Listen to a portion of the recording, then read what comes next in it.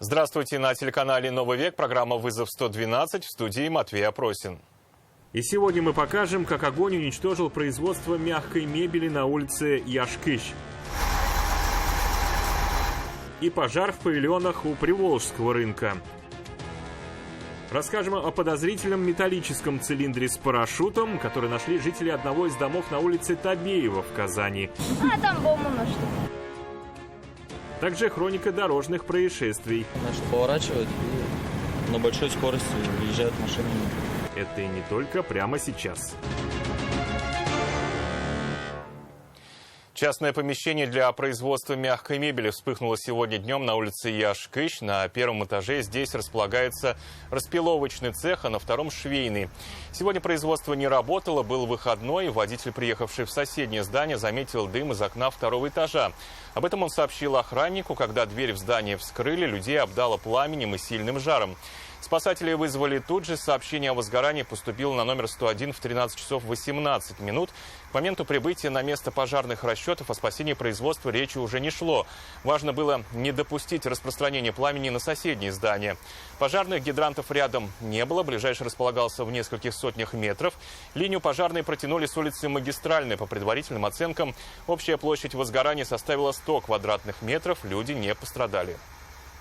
В тушении пожара задействовано от МЧС России 14 единиц техники и 60 человек личного состава. В 15 часов 40 минут пожар локализован. На ориентировочной площади 450 метров квадратных. Пострадавших нет, причины пожара устанавливаются.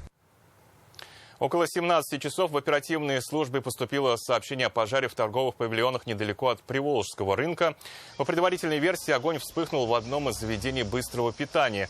Источником, вероятно, стал мангал, оставленный без присмотра. Постепенно огонь стал распространяться на соседние павильоны.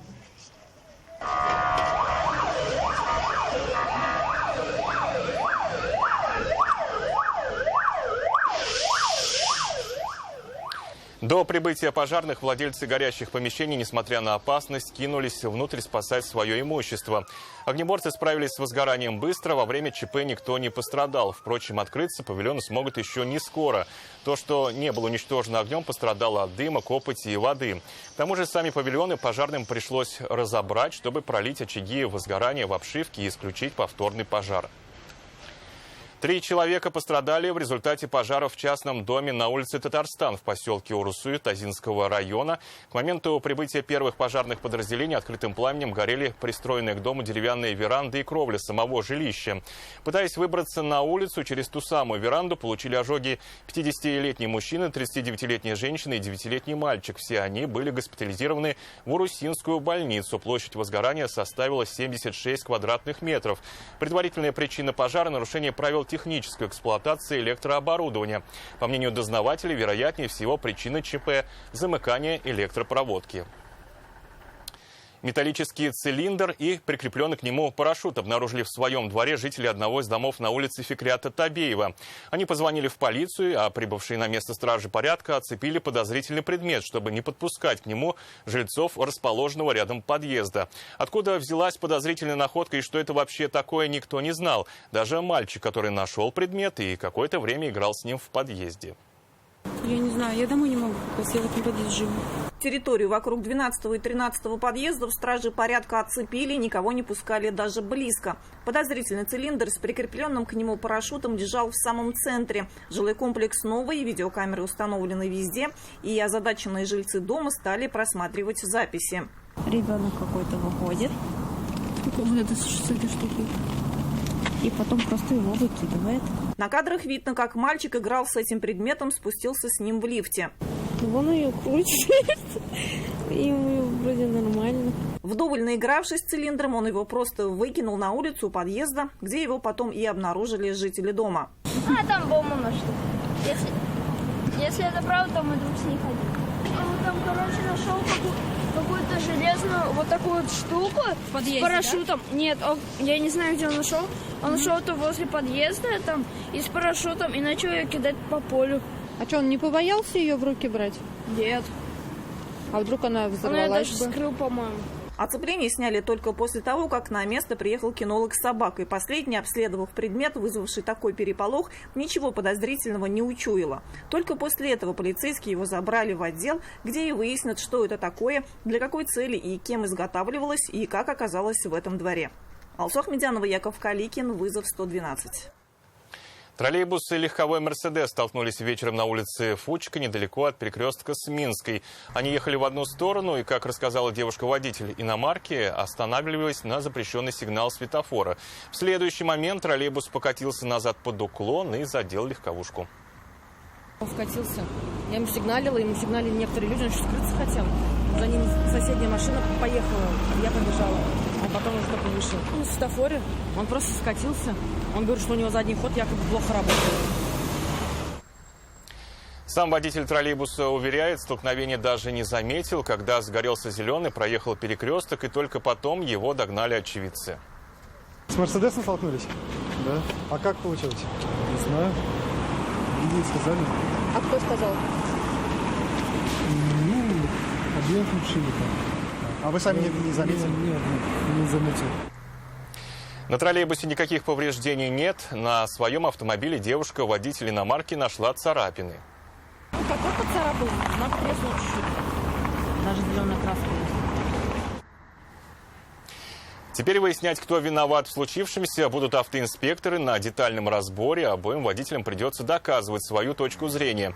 В этом им могут помочь очевидцы, запись с камер видеонаблюдения и автомобильных регистраторов.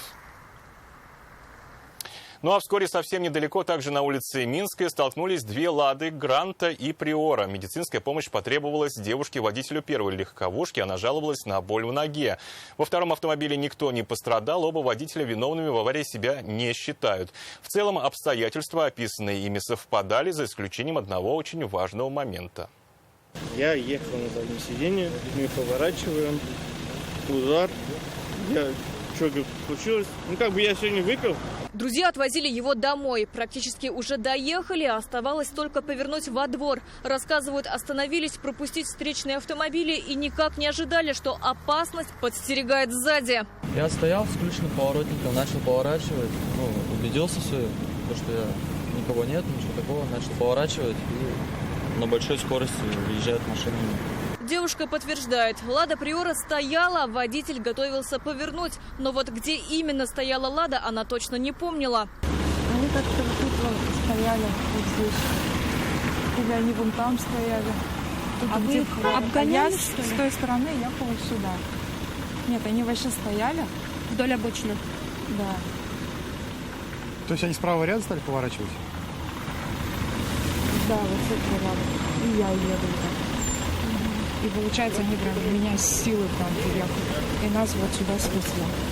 В том, что ее вины в аварии нет, девушка уверена на все 100%. Я думаю, нет, они же на меня наехали. Водителя «Лады Приора» такой поворот событий сильно удивил. Говорит, он стоял в левом ряду, при этом автоледи просто двигалась по встречной полосе. Так получается, да? Выехал на круг. Удар был больше касательным. После столкновения обе машины отбросило к встречной обочине. Они едва остановились буквально в метре от припаркованного там эвакуатора. Удар был в бок, и я об стойку руля ногой ударилась. В больницу поедете? Я думаю, не надо. Заживать надо. Просто ушиб мышц, ткани и все. Теперь в том, кто где ехал, предстоит разбираться автоинспекторам и на детальном разборе определить степень виновности каждого из водителей. Сирина Васильева, Яков Каликин, вызов 112.